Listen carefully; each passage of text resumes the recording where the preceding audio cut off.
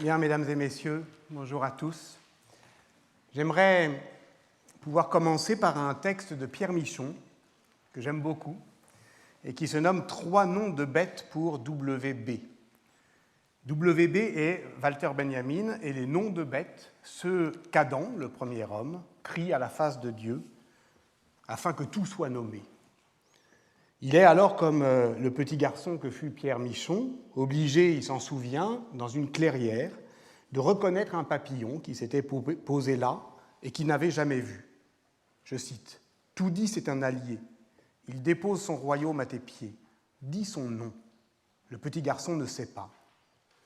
Plus tard, il saura, plus tard, il apprendra, en feuilletant un livre, le nom du papillon. » Et Adam est aussi à ce moment-là, comme Walter Benjamin en 1928, à Moscou, abandonné par celle qu'il aurait voulu aimer, se réchauffant d'abord au petit brasier de ses larmes, avant de comprendre qu'il doit nommer ce qui l'entoure, je cite encore Pierre Michon, il est dans la clairière du premier langage, il se redresse, il est un fils d'Adam, il peut recommencer, il va recommencer. Nous aussi, nous pouvons et nous allons recommencer, et à partir justement de la figure d'Adam, sans doute, puisqu'avec la création de l'homme, comme l'écrit Pierre Michon, Dieu change de technique. Le jour et la nuit, les montagnes et les eaux, les grands incorruptibles, il les a créés en les nommant. Mais pas l'homme. Pour l'homme, il se tait. Il le fabrique muettement, avec de la terre. Puis, dans la sombre foulée, toujours taciturne, il fabrique aussi avec de la terre tous les autres animaux. Et l'homme, que Dieu n'a pas créé en le nommant, c'est à lui de dire le nom des bêtes. Alors il les dit, alors il les crie dans une clairière. Dieu parle aux hommes, mais surtout il les fait parler. Au contraire de l'idole, qui étant sourde et muette, rend celui qui la regarde sourd et muet. De là d'ailleurs cette hantise des clercs face aux images qu'ils perçoivent toujours comme d'inquiétants blocs de silence. Ainsi, l'écolâtre Bernard d'Angers, on y reviendra à la toute fin j'espère, lorsqu'il pénètre dans le sanctuaire de l'église Sainte-Foy de Conques dans les années 1010, lorsqu'il se demande s'il va croire ou ne pas croire aux histoires qu'on est en train de raconter sur une petite fille martyrisée qui fait des miracles et dont les reliques se trouvent là, il va y croire finalement, puisqu'il va rédiger lui-même ce Liber Miraculorum qui est en même temps le récit de sa propre conversion, mais d'une conversion vers la foi des simples, d'une conversion à l'envers de ce que je vais tenter de décrire aujourd'hui. Et il est là, devant la statue reliquaire qui le regarde muettement, comme écrirait Pierre Michon, ou, comme écrirait Georges Duby, c'est une phrase, je crois que c'est la phrase préférée de Georges Duby pour Jacques Dallarin, mon ami, dans Temps des cathédrales. Georges Duby dit de ces statues reliquaires qu'elles sont des idoles d'or aux yeux de guêpe, campées aux portes des ténèbres et dont nul n'ose affronter le regard perdu. Idole d'or aux yeux de guêpe. Bernard d'Angers donc a décrit la petitesse de l'homme face à l'image, sa crainte de l'idole, mais aussi la nature de l'homme qui est de nommer les choses, de donner un nom aux êtres vivants. Et tel est le pouvoir d'Adam, premier homme, et déjà homme sans qualité, dont le récit de la chute, que l'on va aborder maintenant, est d'abord une fiction de la médiocrité. Parce que Adam n'est pas le premier à chuter. Les anges, les démons, avant lui, furent déchus, mais le récit de leur chute est autrement plus sublime. Un désastre à grand spectacle, dans le style héroïque. Rien de tel pour Adam. Vous savez, la pomme, le serpent, la femme. Seulement, lui sait le nom des choses et des bêtes, contrairement aux anges qui, ainsi que le précise l'exégèse juive du Midrash Rabbah, chantent mais ne nomment pas. De quelle nature donc est le dominium d'Adam sur les êtres vivants ? Est-il naturel que l'homme commande à la nature, commande aux animaux ? Et quelle relation ce pouvoir entretient-il avec l'acte de nommer, de catégoriser, de dire « ça c'est du vivant, Ça, c'est pas du vivant. Vous comprenez que ces questions sont des questions pour aujourd'hui. Vous comprenez aussi que le Moyen-Âge chrétien se les posait déjà, et à partir d'une réflexion sur la chute, c'est-à-dire la faute d'Adam, et le moment où il fut chassé du paradis. La question est donc, faisait-on de la politique dans le Jardin d'Éden ? Non, sans doute, on n'en avait pas besoin. La politique vient après. Elle vient après la chute, puisque selon Augustin, c'est bien le péché originel qui instaure une séparation entre deux États, entre deux cités, entre la cité de Dieu et la cité terrestre, la civitas terrena, qu'il appelle parfois civitas diaboli. Pourquoi ? Parce que la première incline vers l'amour de Dieu, amor Dei, alors que la seconde penche vers l'amour de soi, amor sei. Mais la première préexiste à la seconde, et donc, précisent les commentateurs, de Pierre le Chantre à Hugues de Saint-Victor, la prélature existe ante peccatum, tandis qu'au contraire, le pouvoir temporel, naît de la nature pécamineuse, pécheresse de l'homme. Et donc, il y a une origine honteuse de tout pouvoir.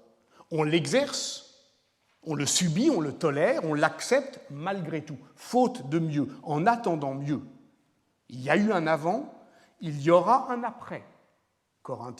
Lettre aux Corinthiens 15, 24, puis ce sera la fin, quand il remettra le royaume à Dieu et au Père, après avoir anéanti toute principauté, toute puissance et toute force. Anéanti toute principauté, toute puissance et toute force. Cette puissance de destitution qui fascine tant la philosophie politique aujourd'hui, qui se trouve dans Paul.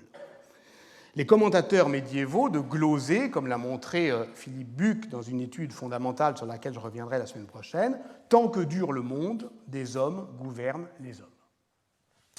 Reste que l'événement catastrophique de la désobéissance du premier homme, s'il crée un partage irréparable par l'homme, appelle une réparation par Dieu. Augustin, La Cité de Dieu, 14, 11. Don de Dieu, perdu par la faute de l'homme, celui-là seul qui l'a fait peut le lui rendre. Si le Fils vous sauve, c'est alors que vous serez vraiment sauvés. Et ça a eu lieu. C'est-à-dire que nous vivons après la chute, mais aussi après le retour du Messie pour les chrétiens. Donc, après le sacrifice du Christ, le partage entre les deux cités se fait ambivalent, y compris chez Augustin, qui écrit la cité de Dieu, mais qui y écrit que la cité terrestre, la civitas terreni, est une civitas malgré tout. Ce n'est pas seulement la communauté des impies de la civitas diaboli, cela peut être un état politique. Et voilà pourquoi il peut y avoir un augustinisme politique. Et voilà pourquoi, d'ailleurs, l'augustinisme politique est, je dirais, la force rectrice de toute la philosophie politique occidentale jusqu'au XVIIe siècle, au moins. Cet augustinisme politique, il oblige donc à faire retour sur le dominium d'Adam. De quelle nature était-il ?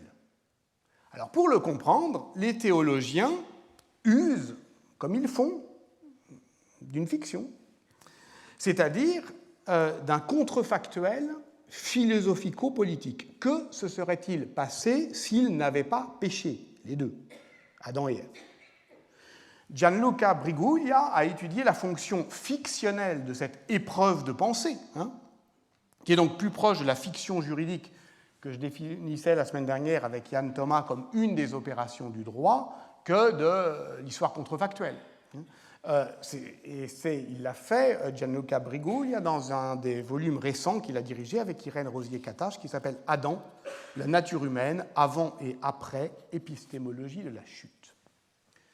De Thomas d'Aquin à John Locke, les philosophes utilisent cette fiction, un fait incertain qui ne se produisit jamais, qui n'arrivera pas et qui ne nous a pas été révélé.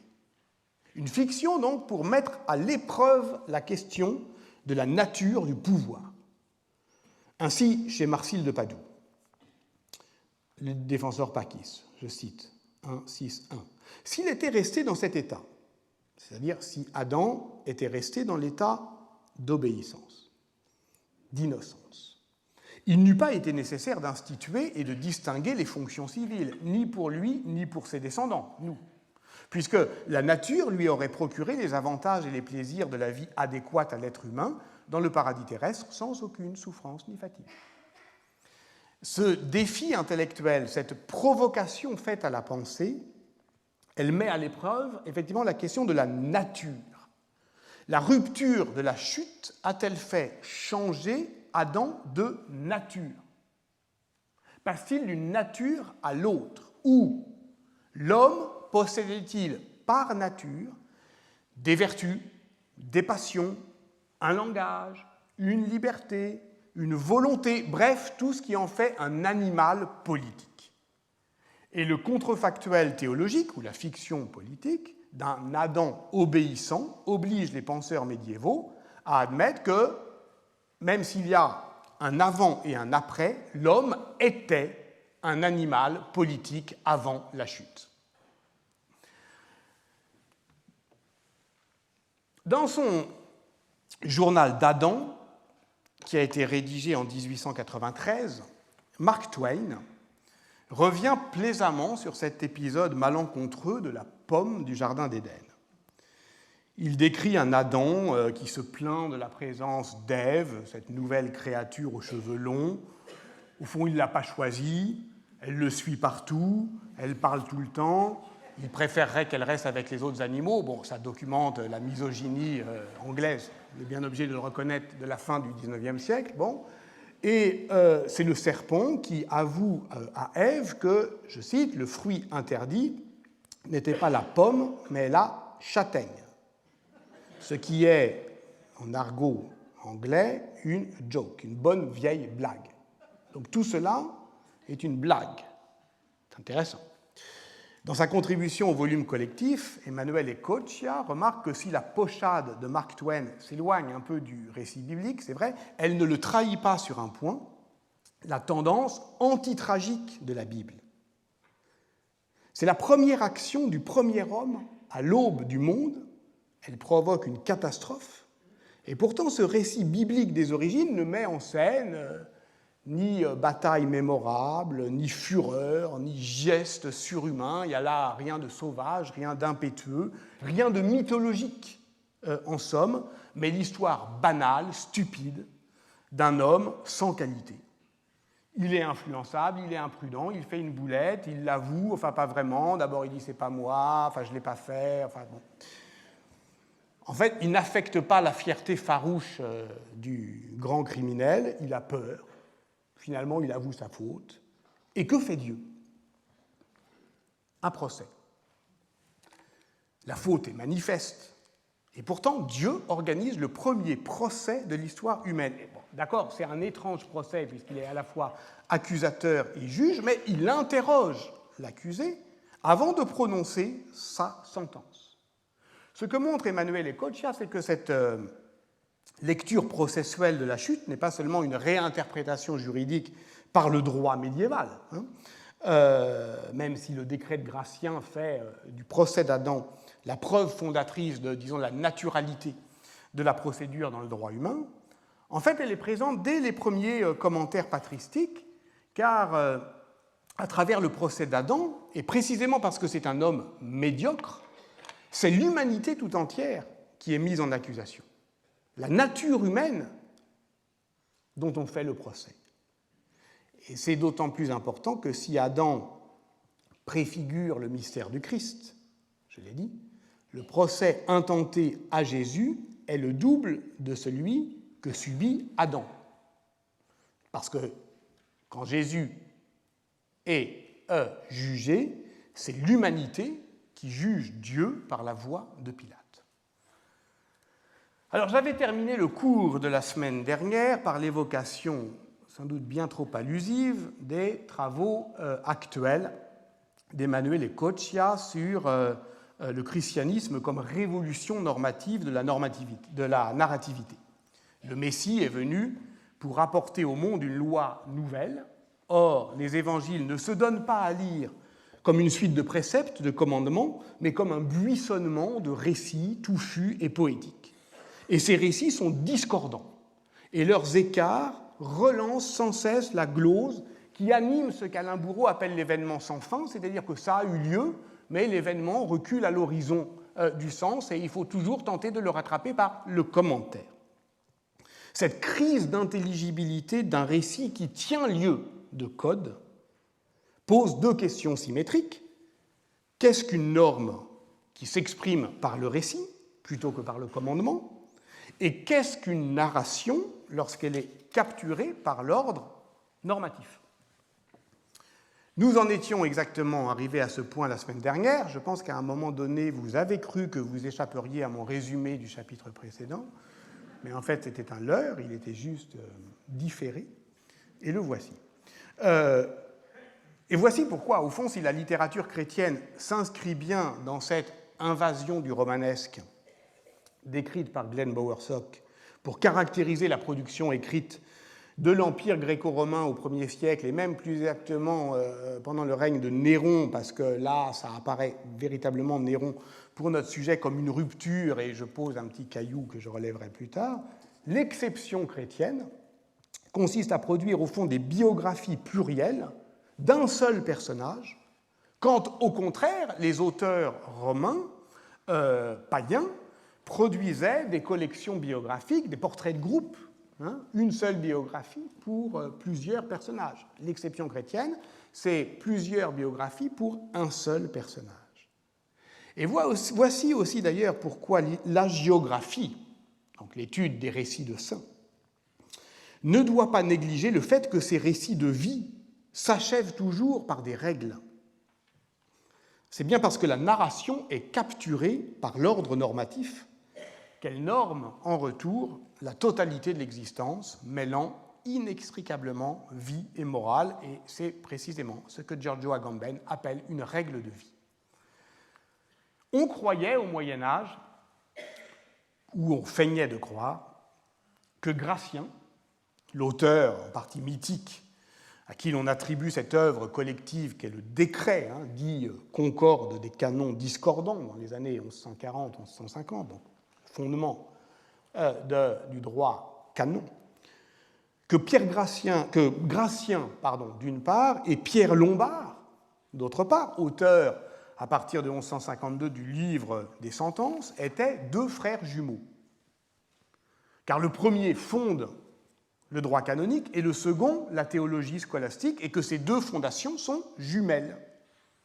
D'ailleurs, pour faire bonne mesure, on ajoute parfois à cette légende, en l'occurrence une fiction politique, que le créateur de l'histoire ecclésiastique, Pierre le Mangeur, Petrus Comestor, est également issu de la même mère, mais d'une union adultérine.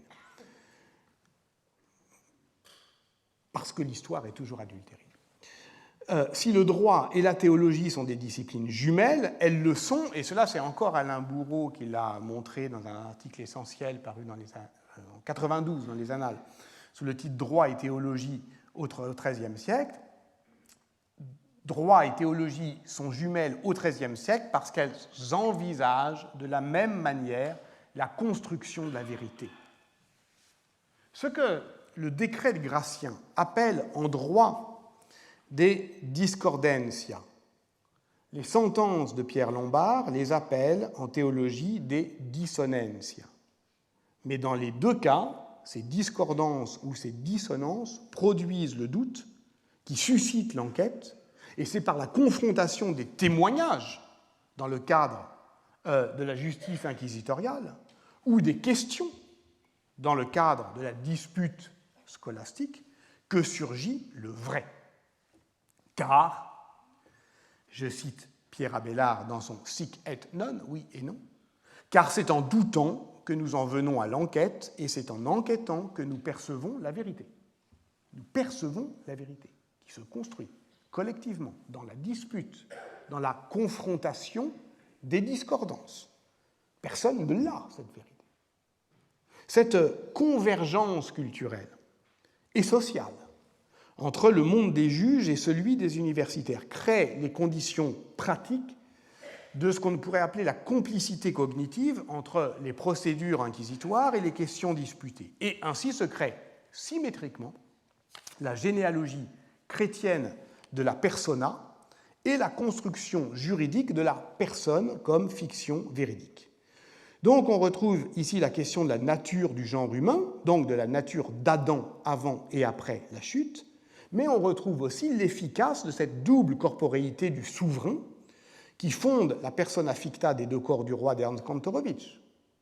Nous l'avons abordé la semaine dernière comme une tentative de démontage du théologico-politique à partir du moment où la fiction devient réversible, à partir du moment où elle se retourne contre celui qui en profitait. C'est la tragédie de Richard II, la défaite de son corps politique, à partir du moment où le souverain sent mourir en lui la gémelléité constitutive qui le faisait en même temps fils de la grandeur divine, et fils de la fragilité humaine. Mais cette fiction, pour fonctionner, n'a pas besoin d'être crue. Il lui suffit d'être mise en scène. Et c'est en ce sens qu'elle s'oppose au pouvoir thaumaturgique des rois que Marc Bloch décrivait à la manière des bobards de la Première Guerre mondiale comme l'éclat trompeur des rois.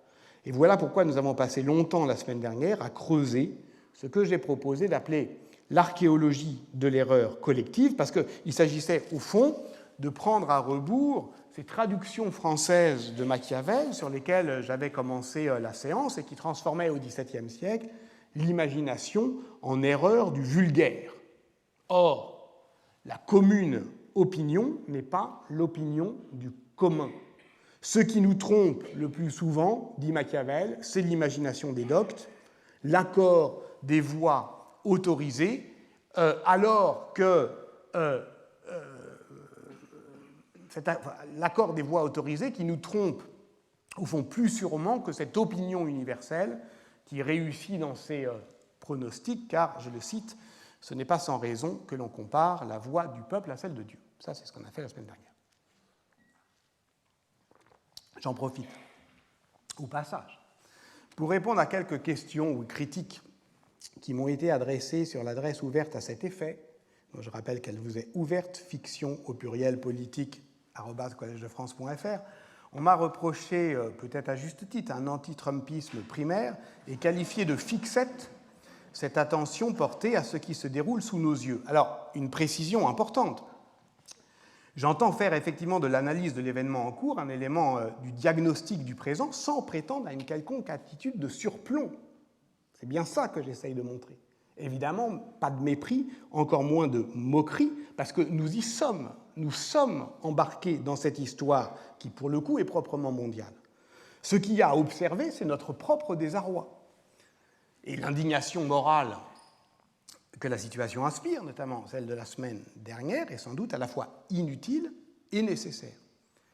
Parce qu'il est difficile de ne pas voir, par exemple, dans l'engouement qu'on nous annonce aux États-Unis pour le roman de George Orwell, 1984.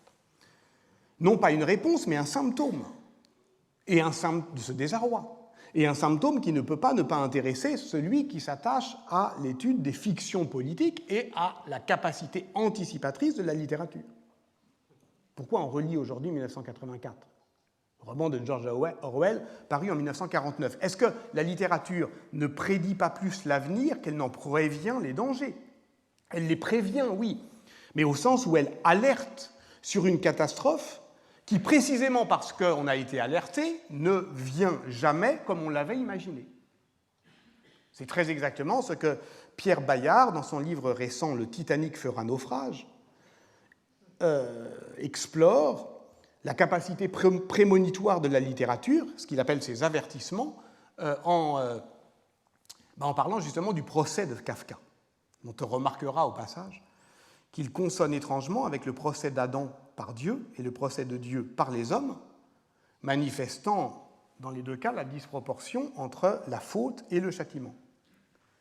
En tout cas, ce qui est certain, c'est que, voilà, certains d'entre vous ont vécu avant et après 1984, au moment où la dystopie rejoint l'année 1984, qui ne s'est pas déroulé comme George Orwell en avait fait le récit. Donc, nous ne lisons plus son roman à la manière d'une anticipation ou d'une préfiguration d'un régime totalitaire, car nous savons désormais que le totalitarisme est une catégorie destinée non pas à décrire le réel politique, mais à le conformer à une figure définie par avance. Le totalitarisme, c'est le moment où, au sortir de la guerre, les démocraties libérales entendent démontrer que le communisme poursuit le nazisme par d'autres moyens. Donc, d'une certaine manière, le totalitarisme est une fiction politique qui s'expérimente d'abord dans la fable, Orwell, 1949, avant de s'imposer dans la théorie, Arendt, 1951. Or, nous savons que ce qui est arrivé après, ce qui vient aujourd'hui, en tient lieu et n'a pas de nom. Si nous sommes des animaux politiques, nous avons donc à le nommer, ce qui arrive. George Orwell imaginait la tyrannie d'un ministère de la vérité, et ce n'est pas ça qui est advenu. Et nous ne savons pas d'ailleurs si ce qui advient est pire ou pas. Je cite Orwell, « Le parti disait de rejeter le témoignage des yeux et des oreilles. » C'est le personnage principal de ce roman d'anticipation, Winston Smith, qui dit ceci. Et encore, ce n'était pas seulement la validité de l'expérience, mais l'existence même d'une réalité extérieure qui était tacitement niée. C'est de ça dont je vais parler aujourd'hui. C'est-à-dire comment, effectivement, une certaine orthodoxie de l'invraisemblable a imposé au Moyen-Âge de rejeter le témoignage des yeux et des oreilles. Ce que décrivait le roman en 1984, c'était la capacité de la propagande à creuser à l'intérieur des êtres un vide accueillant à partir d'une liquidation du réel, d'une construction de l'expérience sensible, d'une destruction de l'expérience, en fait, comme dit Walter Benjamin. Or, le témoignage des yeux et des oreilles, dont parle Orwell, cela peut être le sens commun, c'est-à-dire le sixième sens, cette connaissance incidente qu'a le peuple de ce qui le domine et dont parlait Machiavel.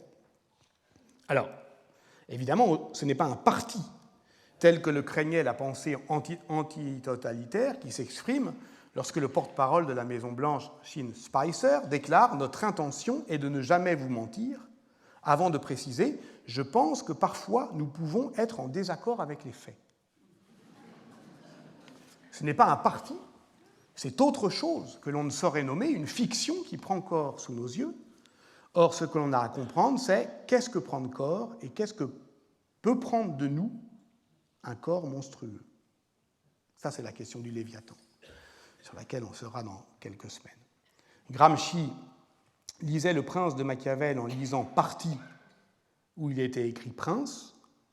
Nous pouvons tout aussi bien lire Orwell en comprenant Prince, là où il disait Parti.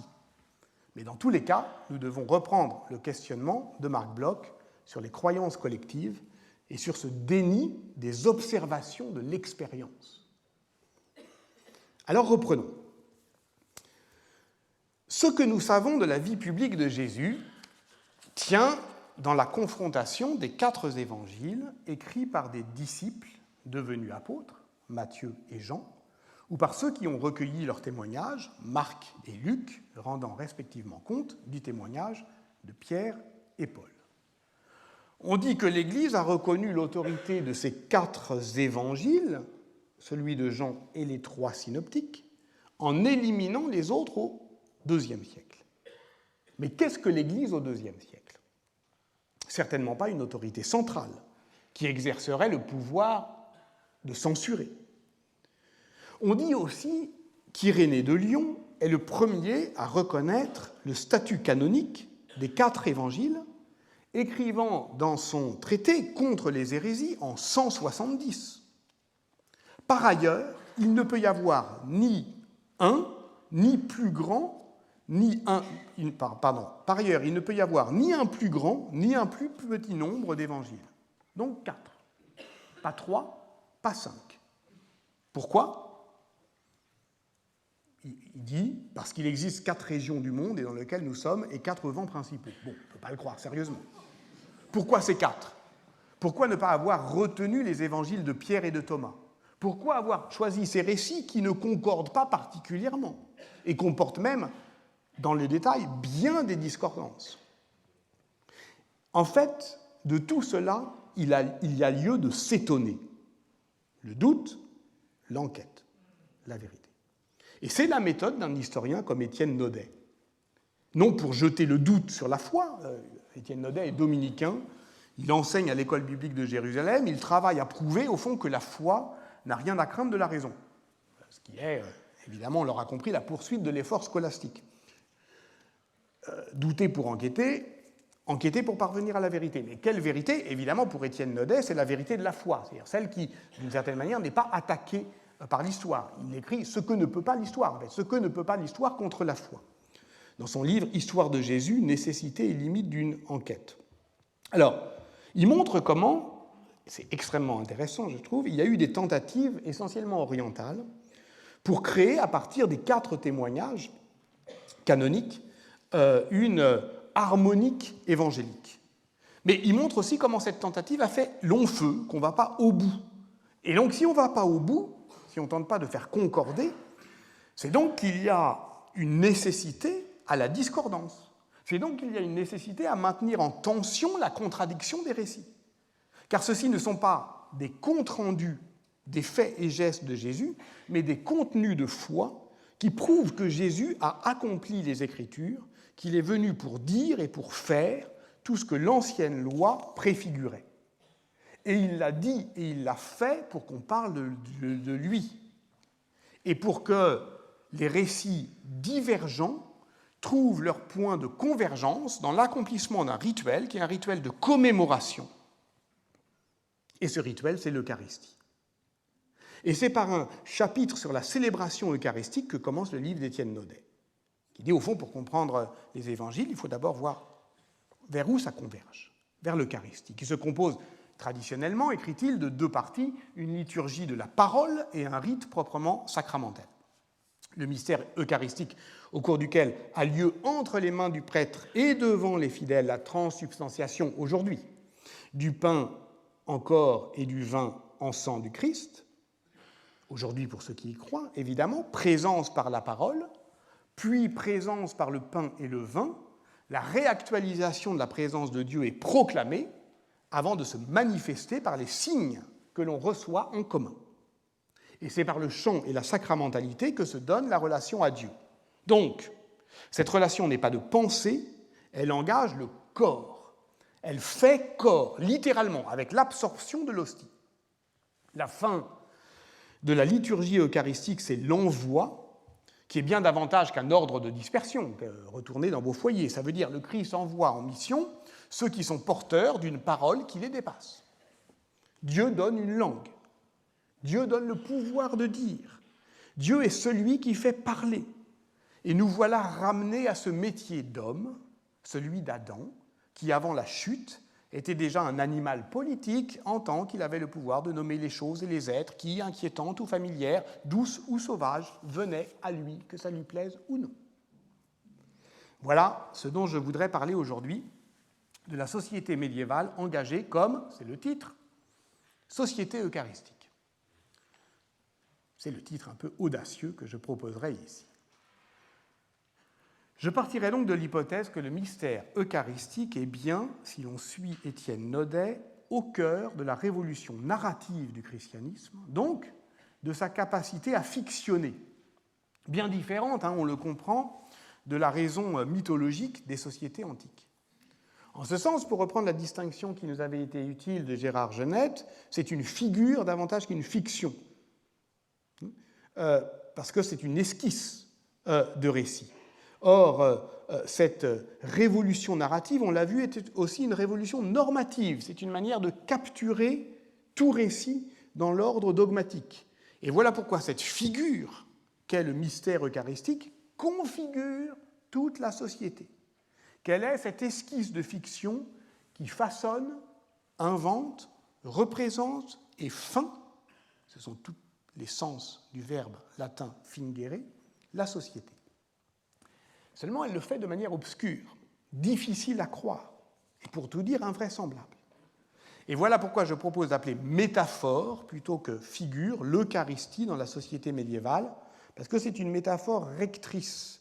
Je m'appuie ici sur le philosophe Hans Blumenberg et sur ce qu'il a proposé d'appeler une métaphorologie, qui m'intéresse en tant qu'elle débouche sur une théorie de la préfiguration, dont nous aurons besoin dans quelques semaines. Pour Blumenberg, je le dis de manière brève et provisoire, afin de poser une pierre d'attente, le monde n'est pas fiable, mais il est lisible. Et la métaphore devance notre capacité de conceptualisation, elle se porte au-devant de la lisibilité du monde. Voilà. Donc elle nous permet au fond de porter une parole qui nous dépasse. Alors, dans les premiers temps du christianisme, la célébration eucharistique est en fait, je l'ai dit, pour la communauté des fidèles, rien d'autre qu'un acte de mémoire. Ils suivent en cela le message du Christ, vous ferez cela en mémoire de moi. Que font-ils? Boire le vin et manger le pain, qui est le pain ordinaire, le pain levé, pour commémorer le sacrifice du Christ, le pain symbolisant le corps et le vin le sang. C'est bien de symboles dont il s'agit, pas d'autre chose. Le Christ est présent dans le sacrement comme figure, et il y a la même distance entre l'hostie et le corps de Jésus qu'entre le signe et la chose qu'il signifie. Ah bah tiens, nous retrouvons un vieil ami, Ambroise de Milan, à qui ces ouailles posaient au IVe siècle une question bien embarrassante. Qu'est-ce qui nous prouve au fait que l'on reçoit le corps de Christ et non le pain ordinaire? À cela, Ambroise répondait, rassurez-vous, ne confondez pas ce que vous voyez avec ce que vous croyez. L'œil corporel reconnaît l'apparence du pain, et vous avez raison, c'est du pain, mais l'œil du cœur mène vers le Christ. Il faut donc percer les apparences pour voir l'invisible. Et si j'ose ce sacrilège de commenter Ambroise avec le porte-parole actuel de la Maison-Blanche, accepter d'être en désaccord avec les faits. Je regrette déjà ce que je viens de dire. Je vais plutôt le dire avec Augustin, qui l'exprime magnifiquement dans un de ses sermons. On appelle cela des sacrements, mes frères, parce que ce que l'on voit en eux n'est pas ce que l'on comprend intellectuellement. Ce que l'on voit a une apparence corporelle et ce que l'on comprend intellectuellement a un effet spirituel.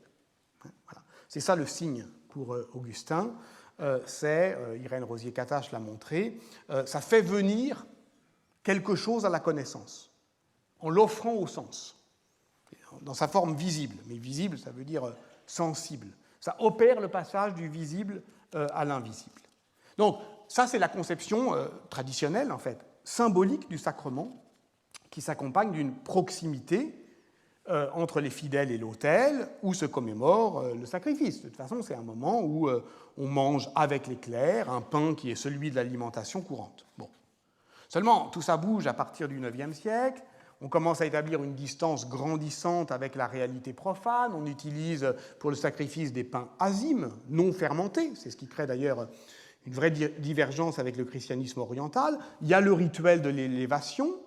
Donc tout cela éloigne le mystère, et pourtant les théologiens défendent toujours la seule théorie augustinienne du signe qu'ils ont en stock. Mais celle-ci est, vous le comprenez, de plus en plus en porte-à-faux par rapport aux pratiques liturgiques.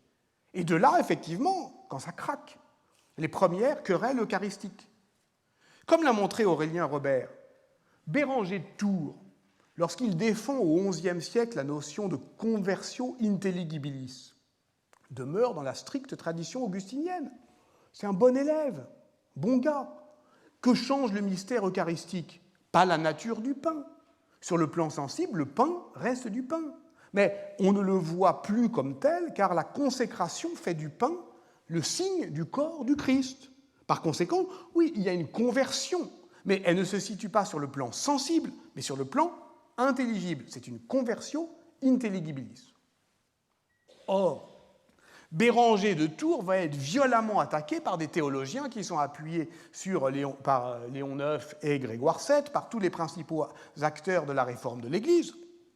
Il va être convoqué par les conciles de Rome et de Vercelli, il va être obligé de se rétracter. Sa doctrine est condamnée par une bulle pontificale en 1059 qui affirme, je cite, « Le pain et le vin sont le vrai corps et le vrai sang du Christ. Ils sont physiquement pris et vraiment mangés par les fidèles. » Et ça, c'est la nouvelle doctrine de l'Église.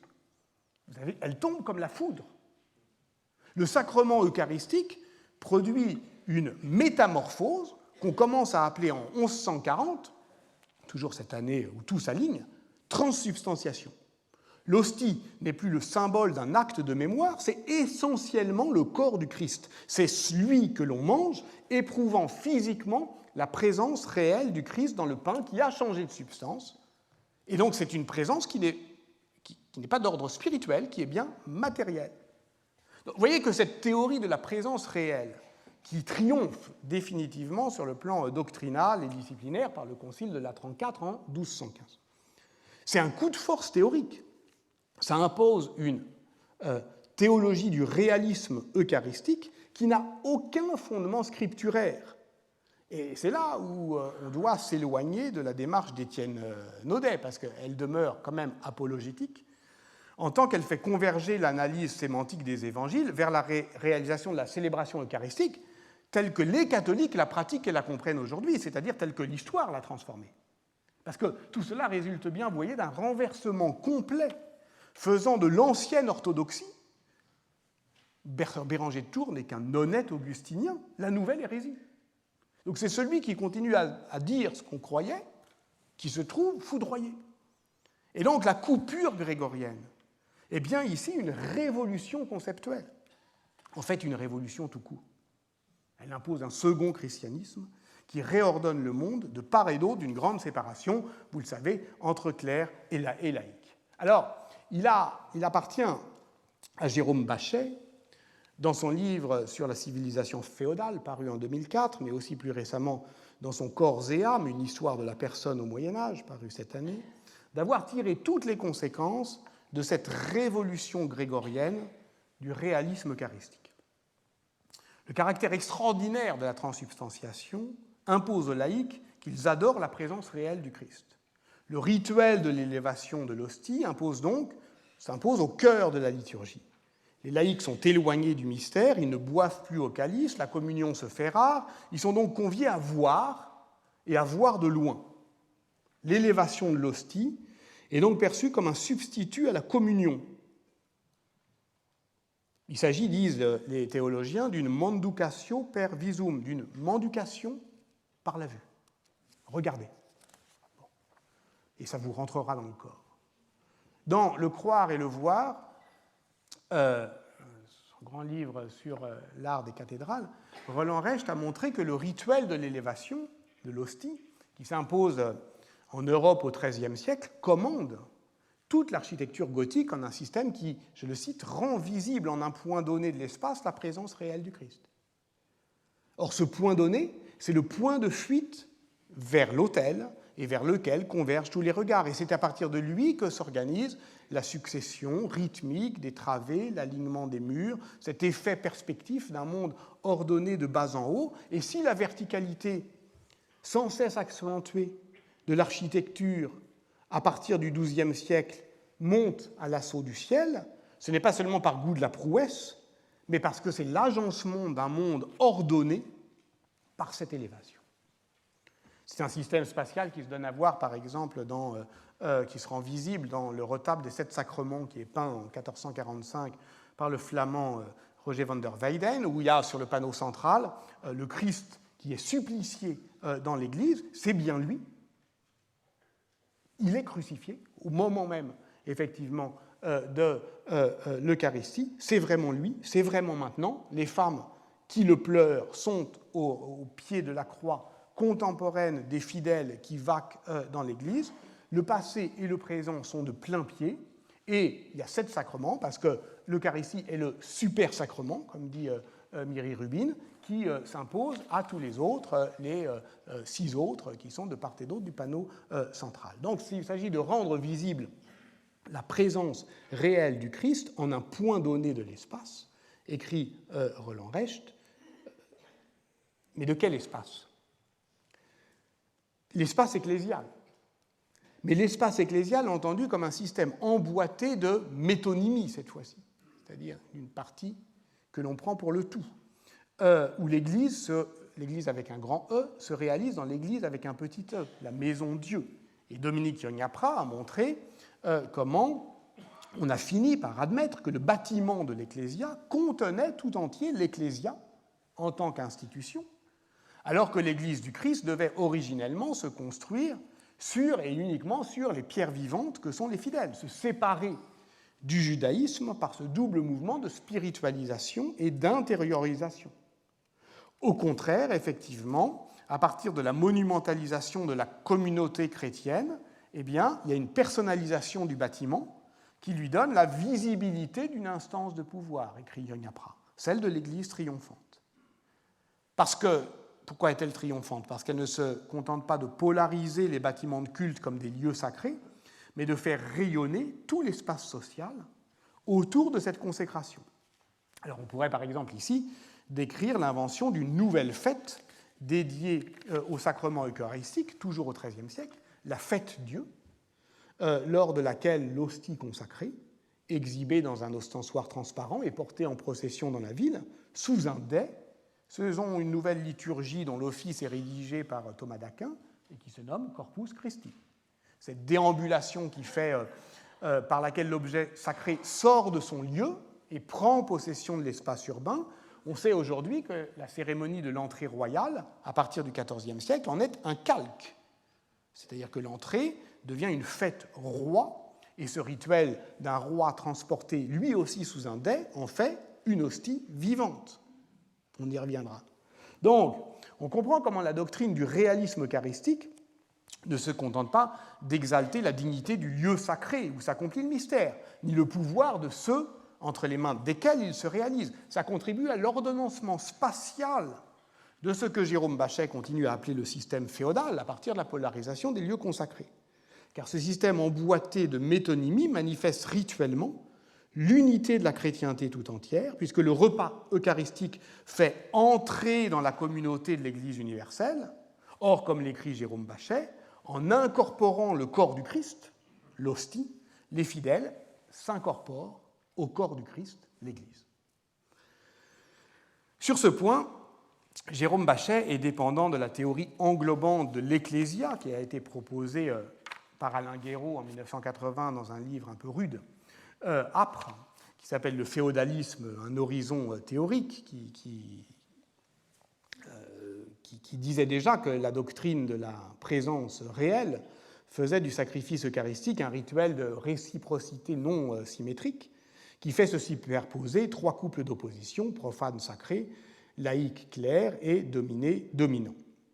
Et c'est bien cela que Guéraud appelle féodalisme, ce système total, sinon totalitaire, du dominium, où l'Église et la société sont deux réalités coextensives qui se confondent précisément dans l'Ecclésia. Et voilà pourquoi, je cite Alain Guéraud, supprimer la transsubstantiation, c'était presque directement s'attaquer au rapport féodal, et c'est effectivement sur ce point, on le développera la semaine prochaine, que pèse la contestation protestante, au moins dans sa version calviniste. On comprend donc pourquoi décrire la société médiévale comme ce que je propose d'appeler une société eucharistique peut être séduisant. Outre le fait que cela propose une théorie englobante qui permet de faire le deuil du paradigme perdu du tout féodal, ça la recale sur une chronologie de l'histoire des pouvoirs XIIIe, XVIe, qui a cours aujourd'hui.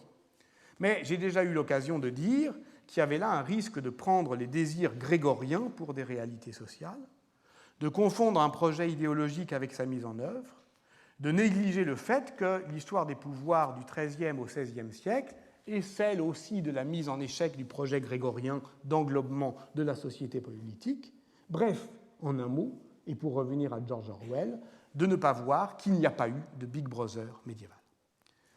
Et sans doute peut-on parler de société eucharistique alors, mais il faut en tout cas repérer tout ce que cette métaphore rectrice laisse échapper, ce qu'elle laisse en chemin de doutes, d'interrogations, d'inquiétudes, de failles politiques, de jeux dans les systèmes de croyances, de bricolage, de négociations de sens, bref, pour parler comme Michel Foucault, de contre-conduite.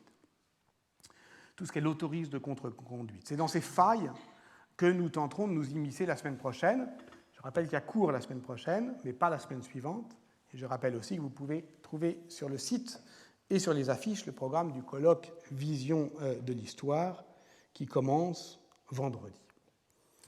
Quelques mots donc pour terminer à s'immiscer dans ces failles de la faiblesse de croire.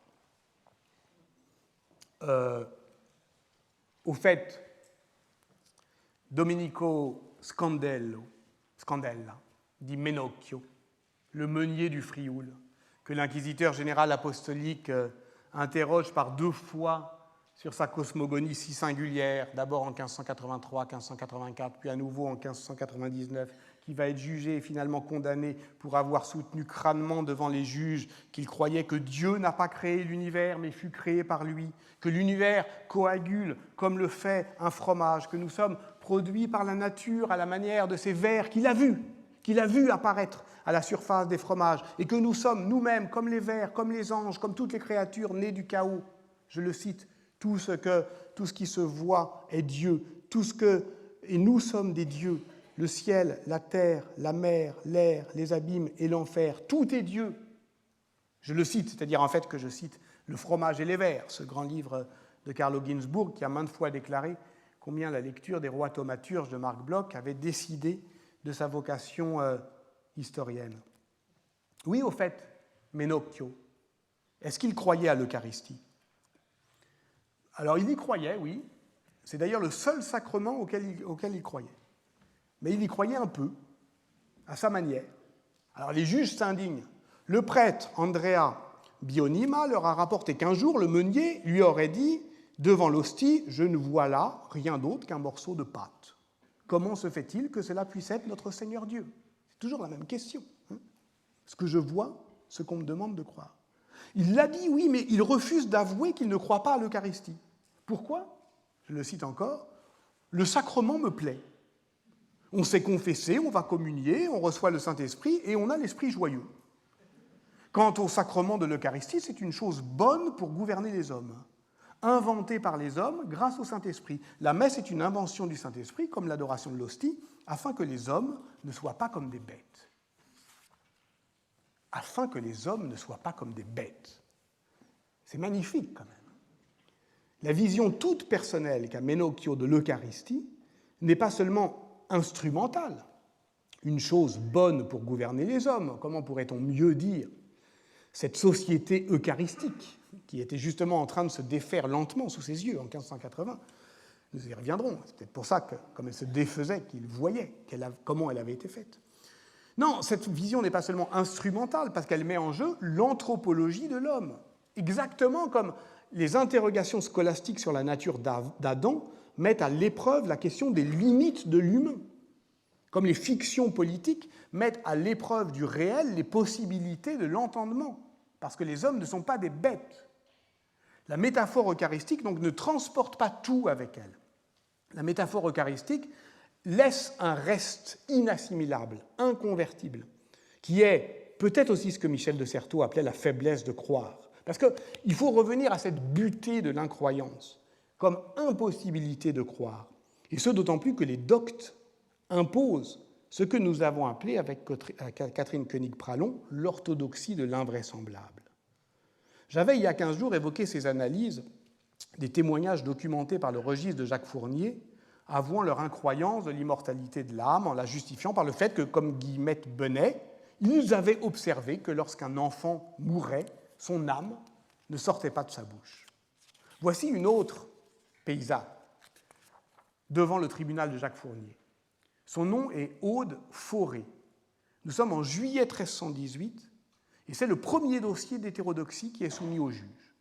Aude Fauré a été dénoncée pour avouer à ses voisines son incapacité de croire en la présence réelle du Christ. Son mari lui en fait reproche, elle-même s'en fait reproche, elle s'en veut, elle ne fanfaronne pas. Elle aimerait bien y croire, elle préférerait y croire, mais rien à faire, elle n'y arrive pas. Je la cite. « Quand je suis à l'église et qu'on élève le corps du Christ, je ne puis ni le prier ni le regarder. Et quand je pense à le regarder, il me vient une espèce d'empêchement. devant les yeux.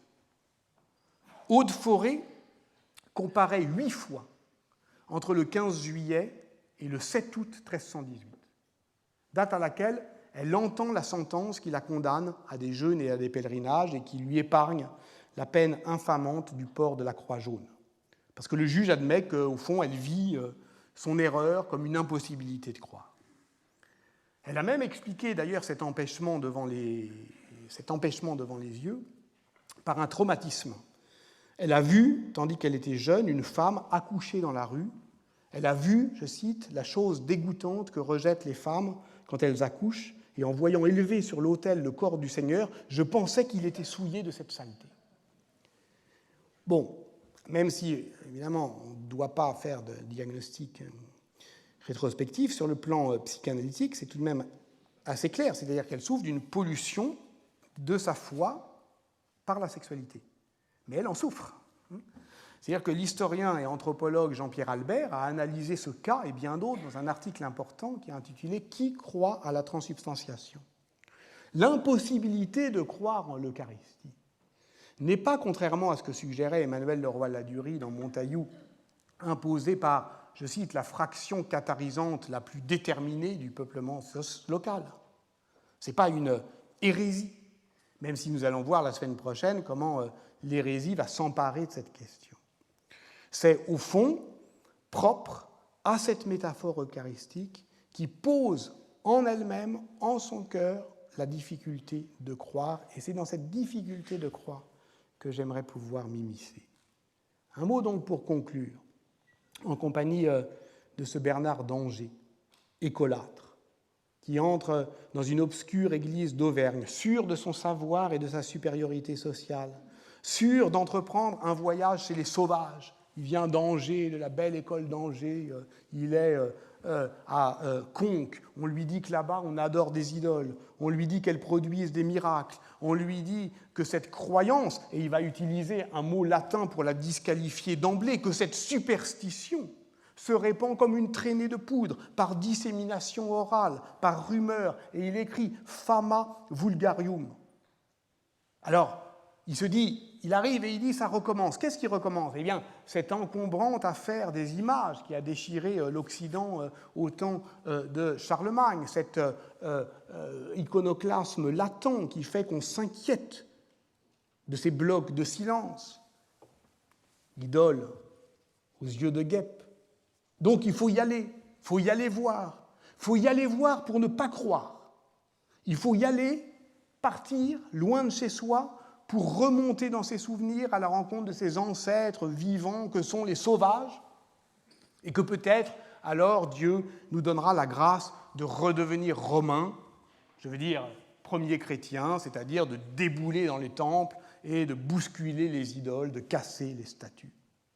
Et donc il raconte comment, effectivement, il se plante devant la statue, devant la majestas, il est avec un copain, un disciple, je me tourne vers mon compagnon Bernier et lui adresse en latin ces mots. « Que penses-tu, frère, de cette idole ? Jupiter ou Mars n'aurait-il pas agréé une statue pareille ?»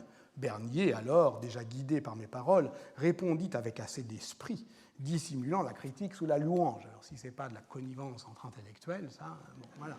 Donc, ils essayent de ne pas croire, ils essayent de ne pas être pris par une croyance commune. Seulement, voilà, les choses ne vont pas se passer comme ça. Seulement, voilà, Bernard va se laisser prendre, happé par la croyance qu'il se pensait assez fort pour dénoncer. Il va se faire retourner, il va se faire convertir. Mais cette conversion va à l'envers de celle dont j'ai parlé. Ce n'est pas une conversion intelligibilis qui va de l'intelligence de l'expérience à celle du cœur. Ici, c'est le contraire. Il va se laisser déborder, retourner comme un gant par l'expérience sensible.